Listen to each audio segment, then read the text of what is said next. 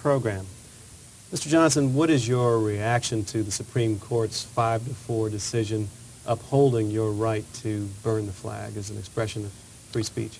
Well, I think it was great that basically I think the Supreme Court was in a position where they were forced to back off. I think they got caught in a bind where had they ruled against me, it would have been very blatant to many people in this country that I was being suppressed and imprisoned precisely for making anti-patriotic statement with the flag. And I think that's something that would have been very disturbing to millions and millions of people. I think the Supreme Court got caught in somewhat of a bind. It's a very delicate and sensitive issue in the world today, how different governments treat political dissenters within their own borders. So I think it was a very calculated political decision on the part of the Supreme Court.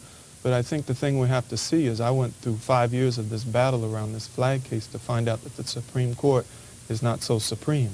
You know, within hours of the Supreme Court's decision, you have Bush saying that he's going to take the leadership position in pushing for a constitutional amendment to outlaw flag burning as a form of protest. And it's a very heavy step. You say it's a very heavy step. You are part of a group now called the Emergency Committee on the Supreme Court Flag Burning Case. What is it that this committee is attempting to do? Well, we've announced yesterday we were locked out of the Senate hearings where there was supposed to be broad and diverse opinion over the proposed constitutional amendment of the federal statute. But anybody who saw the flag as a symbol of oppression was not allowed to testify at those hearings. I submitted a formal request to do so and was denied. What we announced yesterday at our press conference across from the Capitol Hill was the initiating of a broad committee around the emergency committee in the Supreme Court flag burning case and now the constitutional amendment.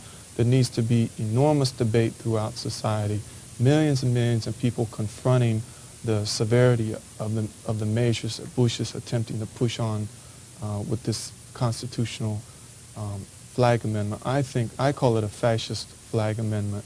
And what I mean by that is the government is dictating to people what they can and can't do with the flag with regards to political expression. And I think for them to say that this is just a laser-like adjustment in the First Amendment is a lie. And in fact, what they're saying is today they're going to outlaw flag burning, and that'll mean tomorrow they will be outlawing speech against the flag, and then the next day you can see them outlawing speech against the government, and the list goes on. Once they've opened this door that says flag burning should be prohibited because it harms nationhood and national unity, then they've opened the door for any number of things to be prohibited. Before we go to our telephones, give us some sense of your feeling about the issue. I'm thinking about some of the veterans groups that have spoken out in the aftermath of the Supreme Court decision.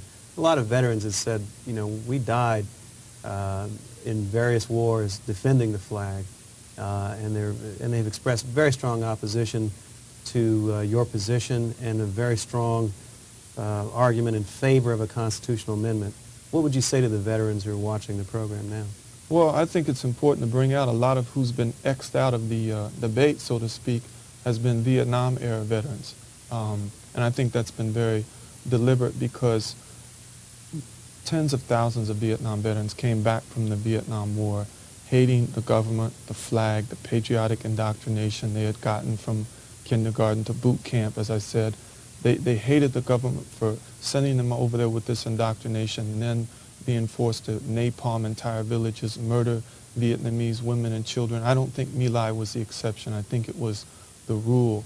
And I think there's been very deliberate efforts to exercise or to blank out a whole period of history in this country when a lot of people came to that understanding. People burned the flag in the 1960s quite regularly. They sewed it as patches on the seat of their pants.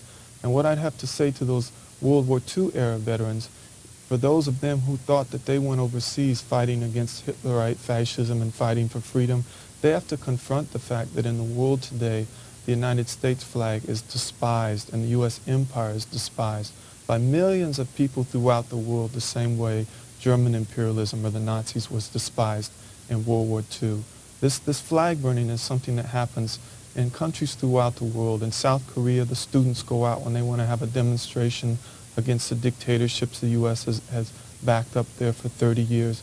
They burn the flag or they burn an effigy of Uncle Sam. The same thing happens in El Salvador, in Peru, in South Africa, in Mexico, the Philippines, Egypt, you name it. When people want to make a statement against these vicious regimes and these death squads that the United States government backs up and militarily supplies, they burn the flag. So I'm an internationalist. I'm a revolutionary communist in my perspective. And I'm not an American. My allegiance is to the oppressed people throughout the world for whom the American dream is a nightmare. And my allegiance is to the people within inside the borders of this country who see the American dream as a nightmare. Increasingly, those numbers are growing, and that's who I'm standing with.